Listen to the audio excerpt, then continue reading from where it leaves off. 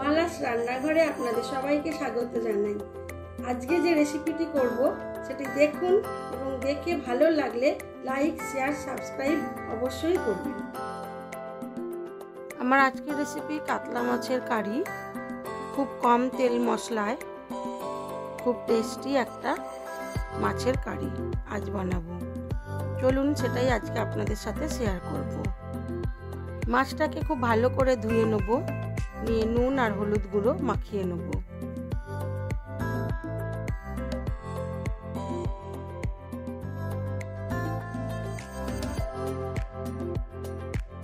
নুন আর হলুদ গুঁড়োটা একটু ভালো করে বেশি করেই মাখাবো, যেহেতু কম তেল মশলায় করব, সেই জন্য হলুদটা একটু বেশি দিলে খুব ভালো হয়।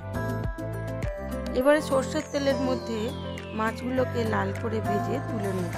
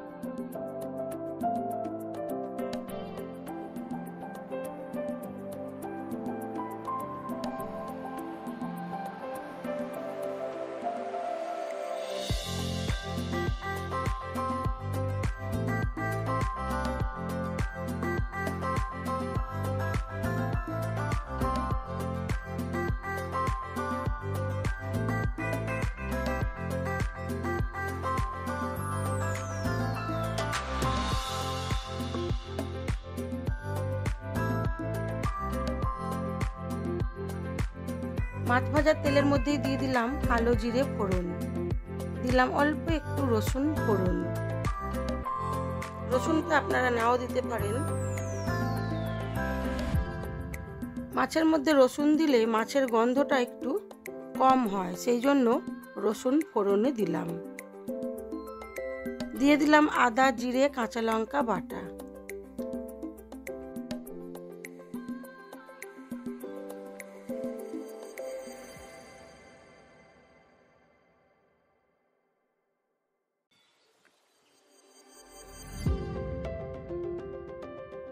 আর দিলাম টমেটো বাটা।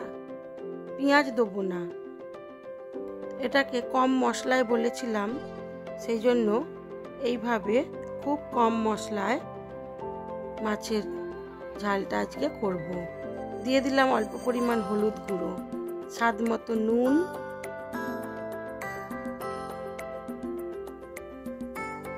আর অল্প একটু লঙ্কার গুঁড়ো। এবারে মশলাটাকে খুব ভালো করে কষাবো যতক্ষণ না তেল ছাড়ছে।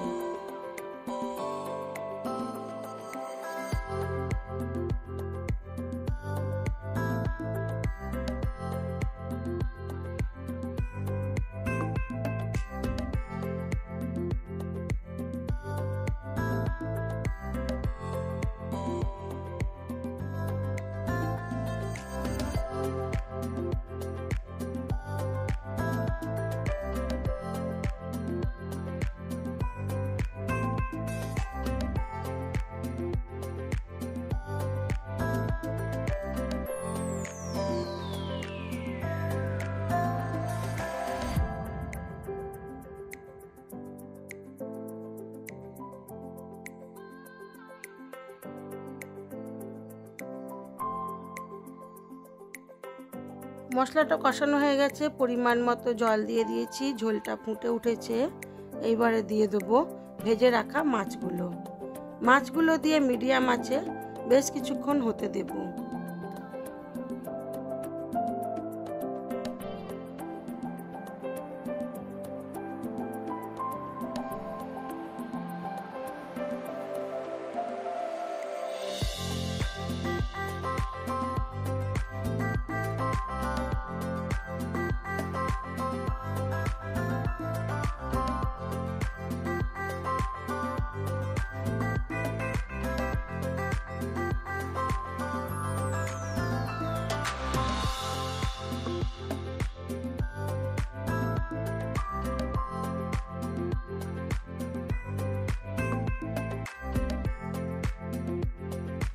মাছটা আমার হয়ে গেছে, আমি এবার এটাকে সার্ভ করে দেব।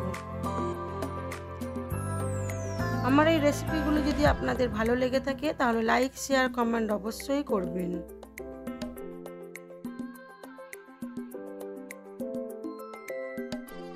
নতুন বন্ধু হয়ে থাকলে একটা সাবস্ক্রাইব করে দেবেন।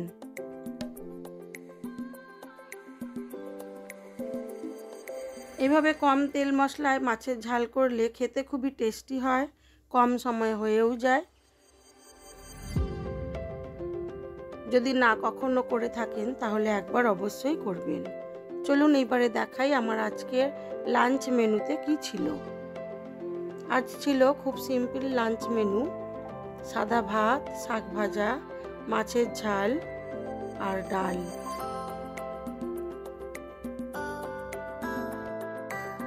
আজ এই পর্যন্তই। সবাই ভালো থাকবেন, সুস্থ থাকবেন, নিজেদের খেয়াল রাখবেন।